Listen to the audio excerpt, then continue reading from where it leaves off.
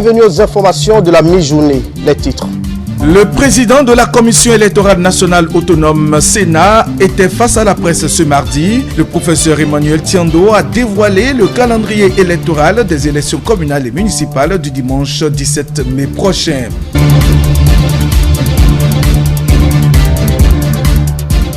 Démenti formel du directeur départemental de la santé de la Donga au sujet de la fermeture de l'hôpital de l'Ordre de Malte de Djougou. Les détails à suivre dans cette édition avec le docteur Mahamadou Zongo.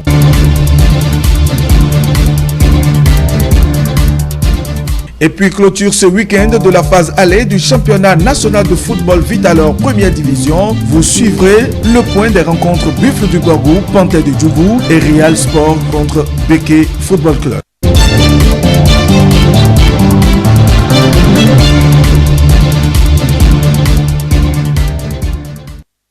Merci de nous préférer pour vous informer. Le président de la Commission électorale nationale autonome Sénat a rendu public ce mardi le calendrier électoral officiel des élections communales et municipales qui se tiendront le dimanche 17 mai 2020.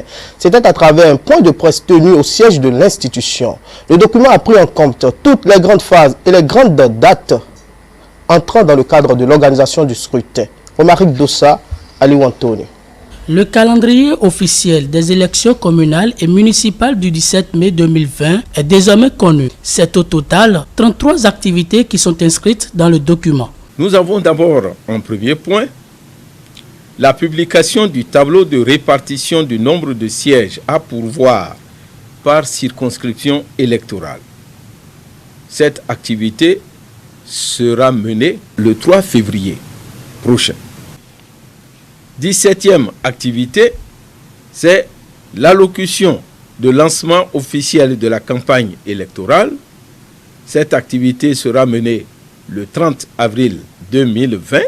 20e activité, c'est la campagne électorale qui, elle, va se dérouler du 1er mai au 15 mai 2020.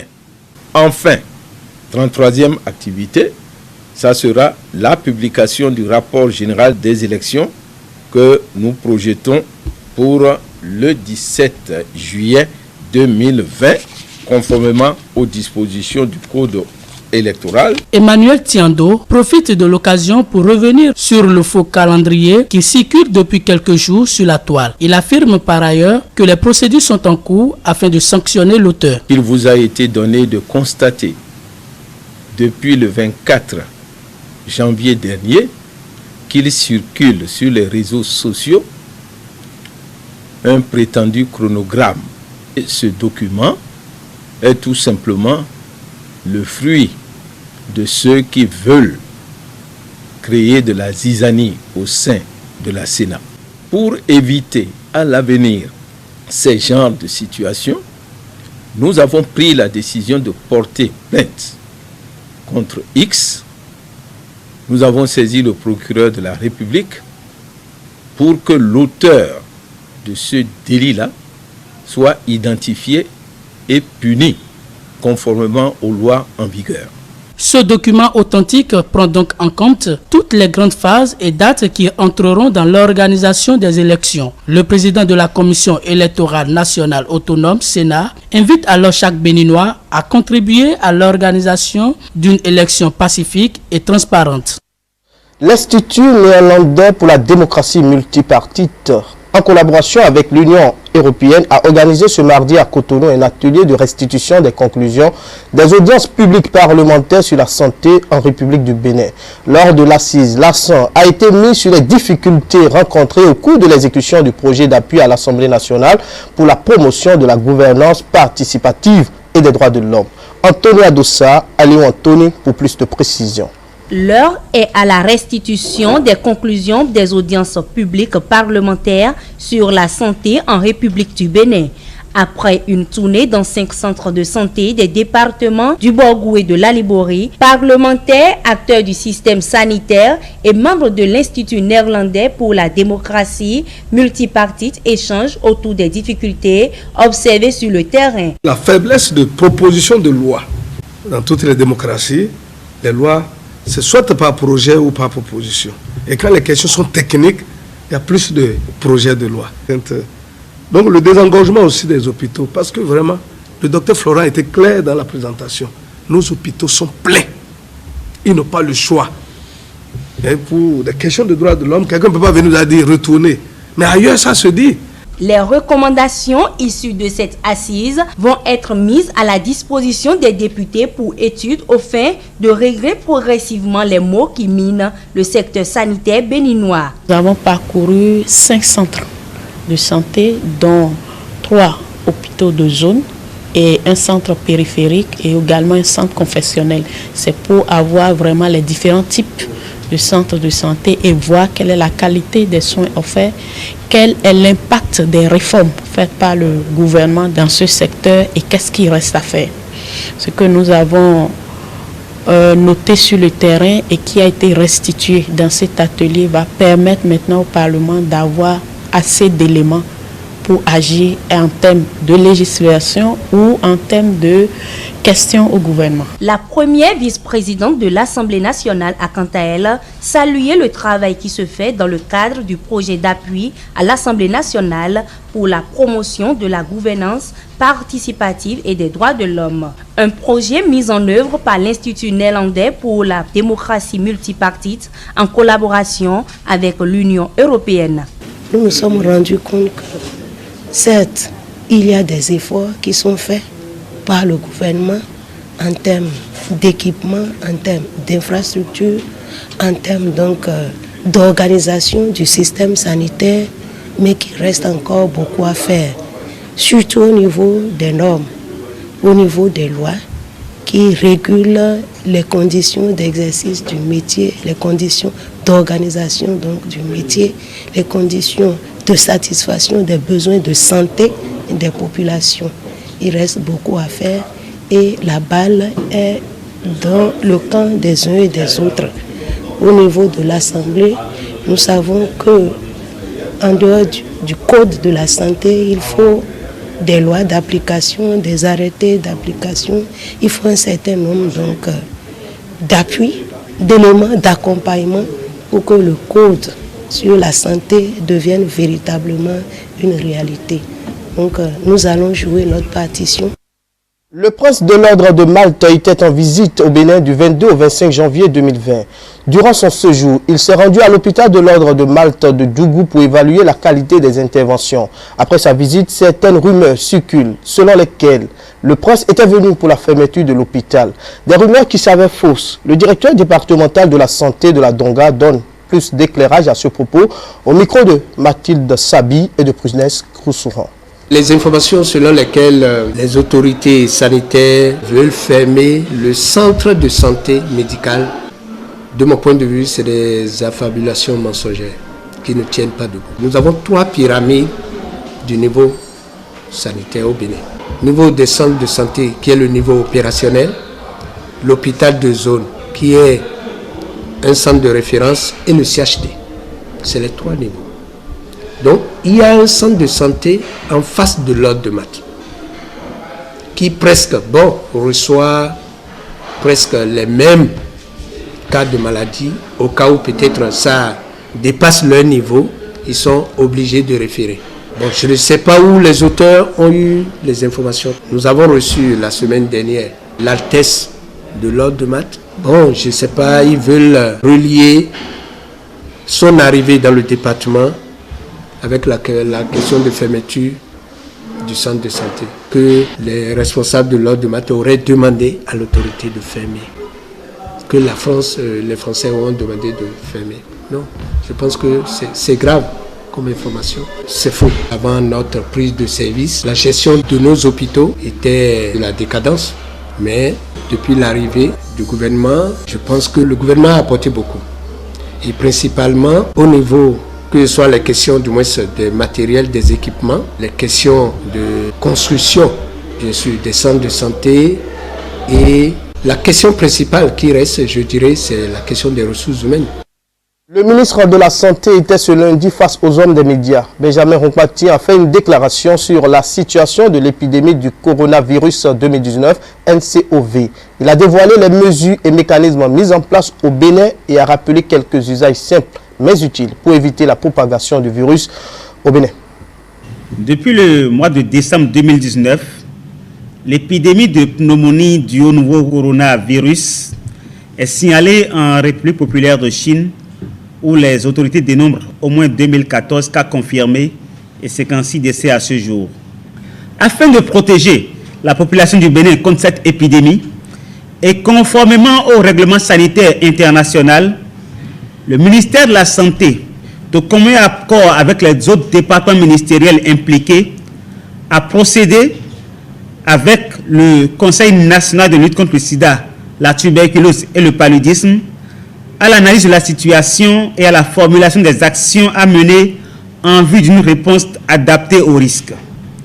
En conséquence, des directives ont été adressées à l'Agence nationale de l'aviation civile et à la communauté aéroportuaire dans le but de renforcer les mesures de surveillance sanitaire, de détection, d'isolement et de prise en charge précoce d'éventuels cas suspects à nos frontières, ainsi que l'information et la sensibilisation des travailleurs et des voyageurs. Afin de réduire les risques de contamination, je recommande à toutes et à tous l'application de cette mesure clé ci-après. Se laver fréquemment les mains à l'eau et au savon ou avec une solution à base d'alcool. Éviter de cracher ou de se moucher sur le sol. Se couvrir la bouche et le nez avec un masque médical, un mouchoir en papier ou le creux du bras lorsqu'on tousse ou lorsqu'on éternue. Puis jeter le masque ou le mouchoir et se laver les mains.